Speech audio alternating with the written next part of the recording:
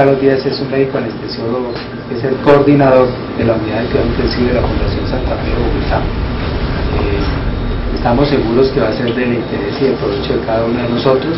Esta actividad académica va a ser registrada en el video y va a quedar en un DVD, el cual se envía a cada una de las seccionales, de las 21 seccionales del SCARI, de manera que no solamente la van a aprovechar ustedes, sino también los otros colegas de las distintas seccionales. Muchísimas gracias, doctor Díaz. Muchas gracias. Muy buenas noches a todos, muchas gracias por la asistencia, muchas gracias por la invitación. Antes que nada debo aclarar que, como dijeron, yo no soy el jefe de la unidad de cuidado intensivo de la Fundación Santa Fe, soy el jefe de la unidad quirúrgica de la unidad quirúrgica de la Fundación Santa Fe. Bueno, entonces hoy pues, vamos a hablar de capnografía.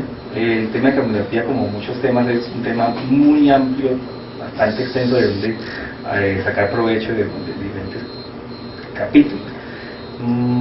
Vamos a centrarnos, primero vamos a hablar de la parte básica, ¿sí? No hay preguntas, y luego vamos a centrarnos en la parte, hay una parte que tiene que ver mucho con lo que estábamos mostrando primero, lo de seguridad de anestesia. Entonces, en la última diapositiva le vamos a mostrar lo que dice la norma mínima de anestesia, dice que se debe tener capnografía siempre que estemos dando un acto anestésico. Entonces, para último vamos a hablar de capnografía en sedación o capnografía en paciente que no está en anestesia. ¿Listo? Pero la sedación es un acto anestésico. ¿De acuerdo? Bueno, entonces, haciendo un poquito de historia, todos los elementos que nosotros tenemos de monitoría, y eso lo hacemos todos cuando tenemos residentes, internos y estudiantes en los hospitales, siempre decimos, no, la capnografía es algo moderno, ¿cierto? Pero hace unos 10, y definitivamente hace más de 10 años, pues era un lujo tener capnografía en salas de cirugía. De hecho, hace 20 años era un lujo tener pulso oximetría. Entonces lo importante era que el paciente estuviera rosadito, no morado, se le sintiera pulso. Y ¿cómo saber si el paciente estaba respirando? Pues que se veía que estaba respirando, o si no, la impedanciometría que muestra el electrocardiograma, la curva de la respiración. Pero la capnografía entonces, en ese entonces era algo moderno. Y si queremos ser un poco más modernos, entonces tenemos que hablar de la entropía, por ejemplo, ¿sí? Que aún pues no es algo que es obligatorio, ¿cierto? Lo estamos utilizando en algunos casos, si lo disponemos. Pero así como hoy hablamos de capnografía como algo habitual que tenemos en todas las salas de cirugía, ¿cierto? Tal vez no todas las salas tienen entropía, pero bueno, entre 10 años todas las salas van a tener entropía y van a decir, uy, esos bárbaros de hace 10 años no tenían entropía en esas salas de cirugía. Bueno, entonces, pero al fin y al cabo, ¿cómo queremos saber si el paciente está oxigenando bien? Pues para eso tiene un pulsoxímetro, ¿cierto? Tenemos la pulsoximetría. Pero, desafortunadamente, la pulsoximetría nos muestra hipoxia. Es después de cuántos minutos, tal vez unos 3 minutos, según Benumov, como a los 6 minutos, o después de 15 minutos de apnea, o después de media hora de estar respirando mal, o con algún problema en el circuito, o algún problema en el pulmón. Porque hasta que, según la curva de saturación de la hemoglobina, la PaO2, ¿sí? La presión arterial de oxígeno, no baje por debajo de 60, 50, la saturación no va a bajar de 90 y entonces no va a pitar la alarma. Entonces, desde ese punto de vista, monitorizar, ¿sí? Por seguridad la parte respiratoria con solo la pulsoximetría, pues es un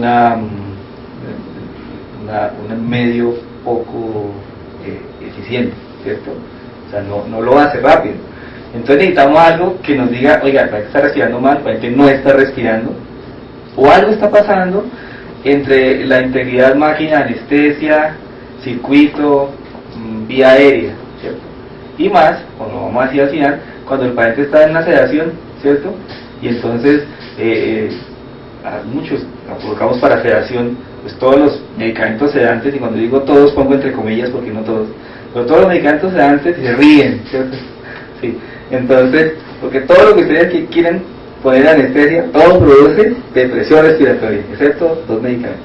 Entonces, ¿qué te van a poner midazolam? Entonces, hace depresión respiratoria.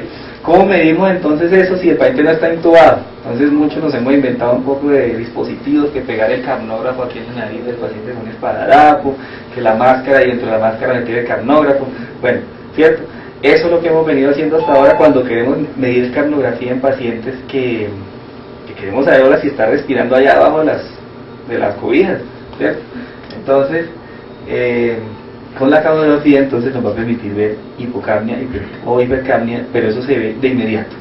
O sea, el tiempo de respuesta, diferente a la hipoxia, que ¿cuánto dije? Para que aparezca hipoxia necesitan 3 minutos, 6 minutos y algunos, quién sabe, hasta media hora respirando mal. El tiempo de respuesta de un capnógrafo es de segundos, ¿cierto? Y lo hacemos todos los días. Se cambia el ventilador y cambia de una vez la capnografía. Usted desconecta al paciente y la capnografía, ¿cuánto demora en cambiar? Ya, de inmediato, ¿cierto? Bueno, esta era la historia, pero no, era la otra historia que le voy a mostrar, la historia en cuanto a la modernidad de la capnografía, pero que se la inventaba desde 1943. Colocar el capnógrafo para ver el dato de capnometría, o sea, la medición de la CO2, en cuánto está, es como poner el electro para ver en cuánto está la frecuencia cardíaca, no más, ¿cierto? O sea, ponemos el electro para ver en cuánto está la frecuencia cardíaca, sin importarnos cómo cambia el complejo QRS, o si aparecen extrasístoles, o si hay algún cambio, sobre todo, que es lo que más nos interesa a nosotros, ver el cambio del segmento ST y la T, ¿cierto? Para verlo en tiempo real. Entonces, pero poner el capnógrafo para ver en cuánto está el CO2, pues, eso es como poner un electro para ver en cuánto está la frecuencia cardíaca.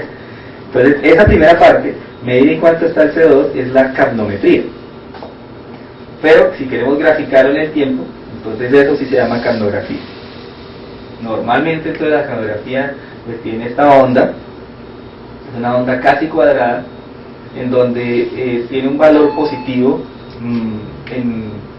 aquí como estamos a 2600 metros más cerca del cielo, pues entonces tenemos unos valores de capnografía entre 28, 30, 32, hasta algunos veces más bajo y otras veces más alto, dependiendo de las condiciones del paciente.